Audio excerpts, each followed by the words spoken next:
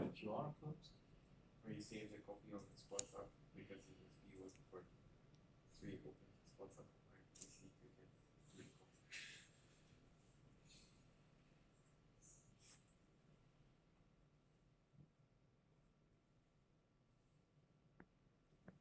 On the full screen is F5.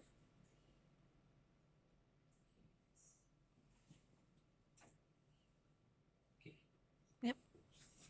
So good morning to Cédric, Ivo, Yusak, Ayesha, and Dr. Rashid back in Malaysia. Today I'll be presenting my internship project, which is titled Synthesis of Membranes for Solvent-Resistant Nanofiltration by UV Cross-Linking. Before I start, I'll go through the outline of the presentation. I'll start with the introduction, followed by the problem statement and objectives, then the methodology, results of discussion, and finally the conclusions and recommendations. So the introduction, I'm going to give some background on my project, starting with solvent-resistant nanofiltration, SRNF. So as we all know, SRNF is a pressure-driven technique to achieve separation at the molecular level in liquid phase solvent streams. Usually the molecular weight cutoff of SRNF membranes will be between 200 and 1000 grams per mole. Unfortunately, SRNF hasn't seen much use in industry now yet because it's difficult to get membranes that can perform well under SRNF conditions. So one type of membrane which has potential to be used in SRNF is polymeric membranes. So the advantages of these membranes are that their fabrication can be easily scaled up, and also they are relatively cheap. However, they have low thermal and chemical stability, and also they tend to swell or even dissolve in organic solvents. So to solve this problem, what we did in this project is we fabricated a TFC membrane for SRNF applications. So the structure of our TFC membrane will be the support layer will be a polyimide or a PVDF cross-linked chemically in HDA, whereas the top layer of our TFC will be a polystyrene copolybutadiene, which is UV cross-linked. We got this polymer from industry, and its model number is 648D, so we just call it 648D from now on. And also the figure there shows the structure of the polymer before and after UV cross-linking. You can see that the double bond is removed, so it should be more stable after cross-linking. And now moving on to the problem statement. The first problem is that membrane retention and permeance, it varies significantly with polymer concentration, fabrication method, and type of support. So there are many factors which can affect our performance, so it will be quite difficult to optimize all these factors together to get the best performing membrane possible. And the next problem is that the 648D membrane layer will become denser after UV cross-linking. This will create more resistance to flow through the membrane, which will result in a drop in permeance. And the last problem is that the process of membrane fabrication and testing is prone to various random errors, so it will be difficult to interpret our filtration experiment results and to determine which results are reliable and which are not.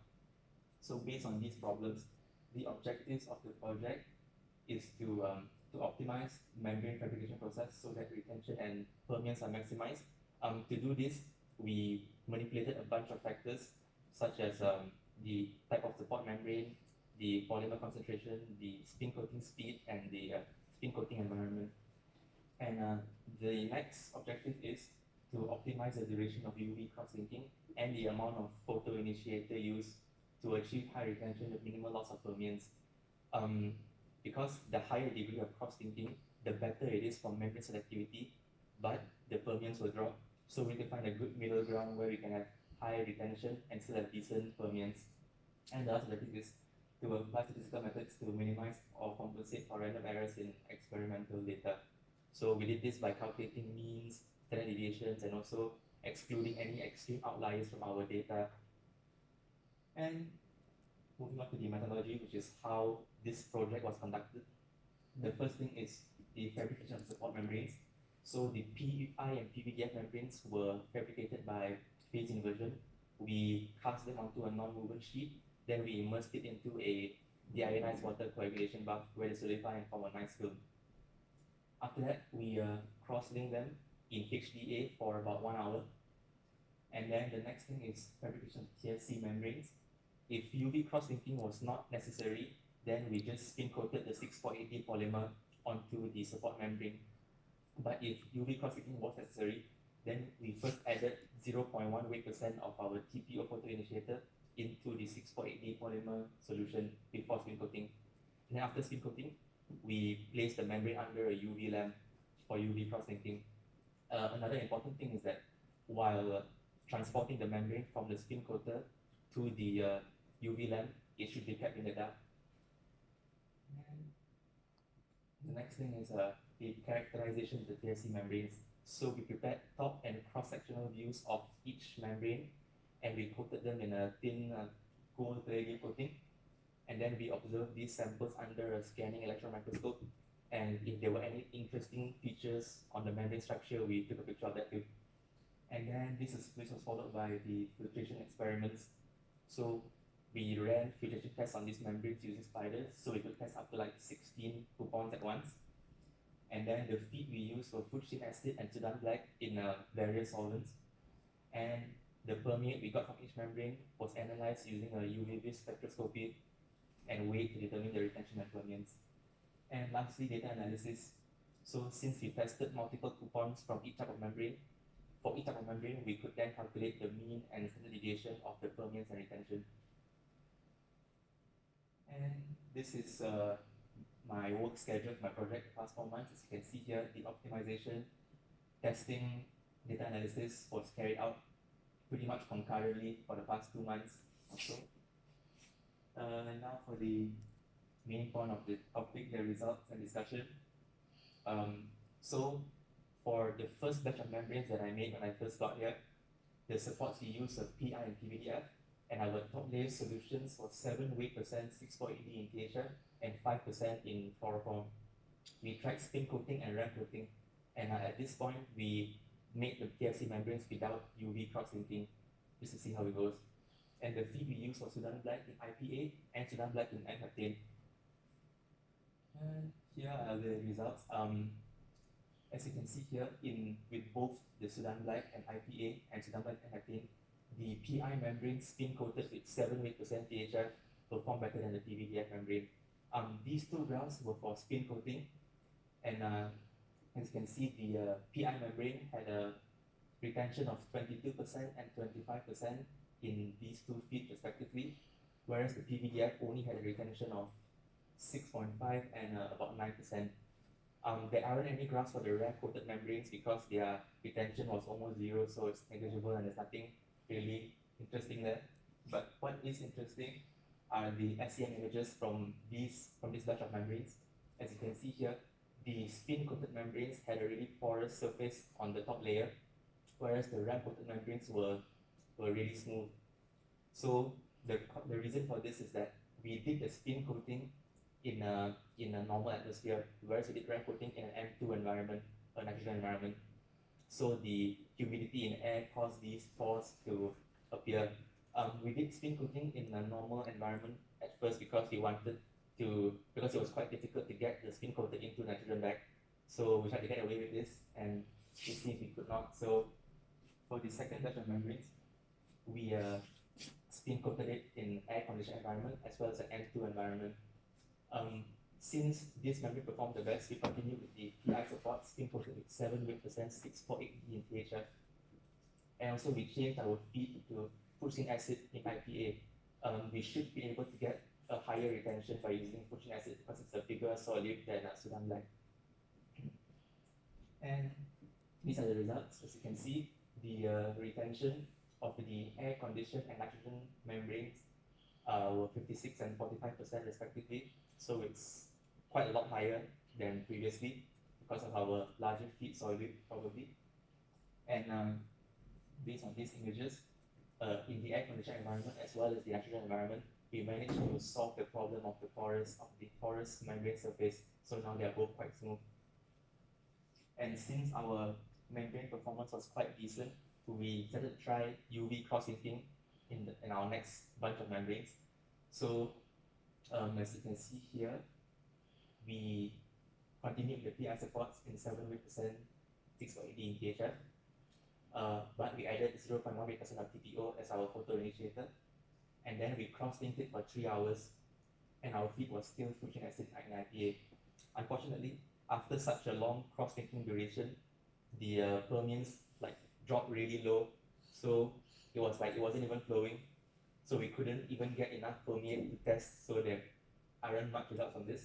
And to make things worse, the problem with the porous membrane surface is that one reason for this could be that in the jar of THF, when we used it, it might have been almost empty, so the air in the jar itself already contaminated our THF before we even did the spin coating.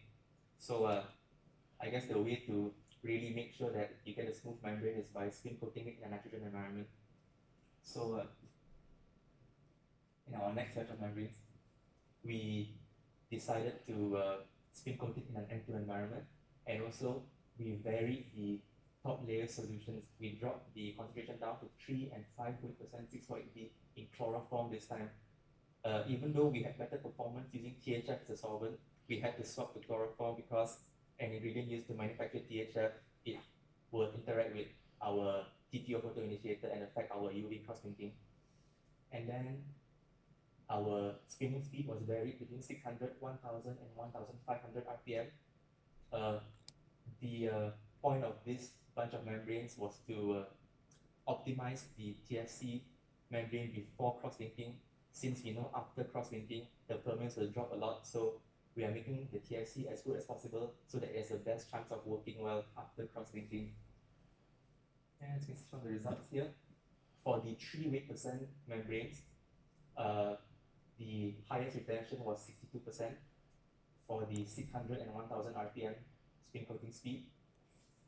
Another interesting thing is that the permeance, it follows like the expected trend for the 3 weight percent membranes.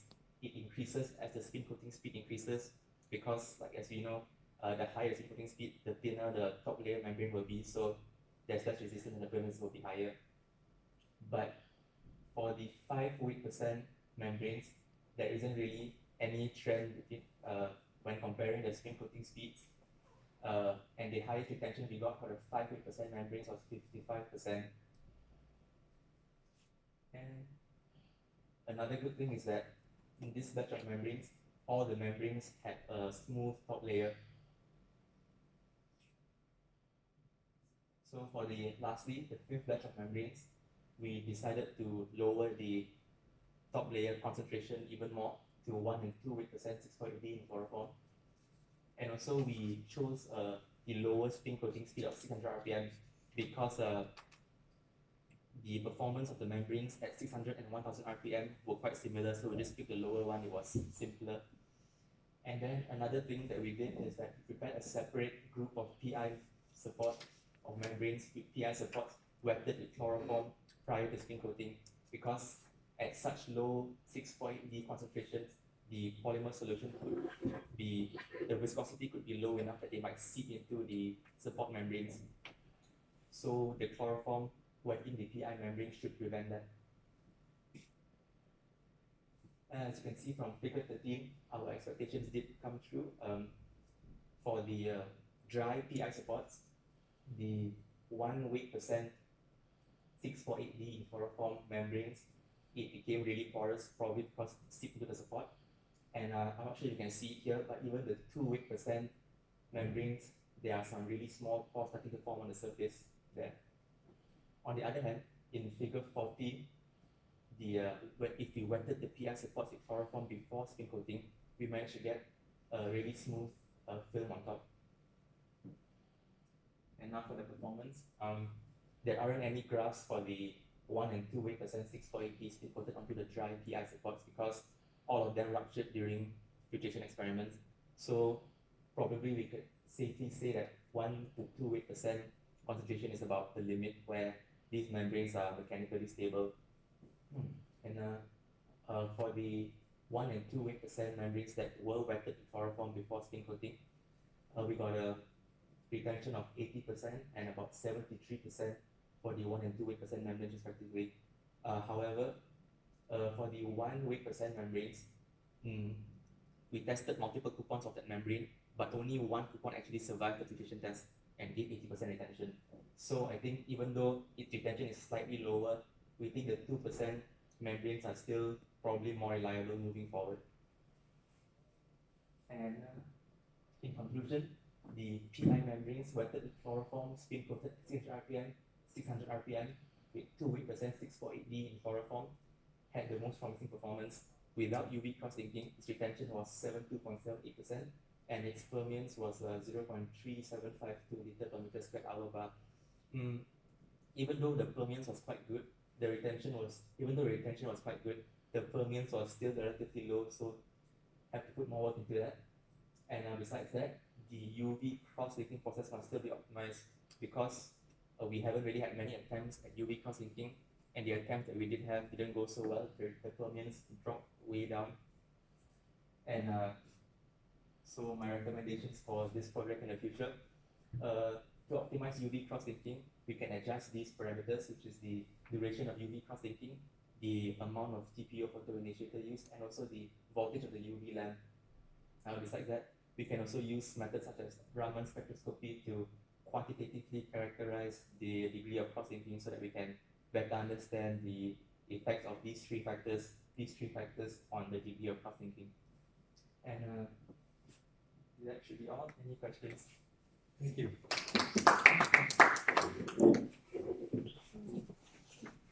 Do you know what's the thickness of your toughness? For which batch? They vary quite a lot. Yeah. Yeah, there was a lot, like maybe the best performing one. The best performing one was this one, and if I'm not mistaken, the thickness was about 1.8 to 2 millimeters. The top layer. It's still quite thick. Micrometers. Okay. Okay, micrometers.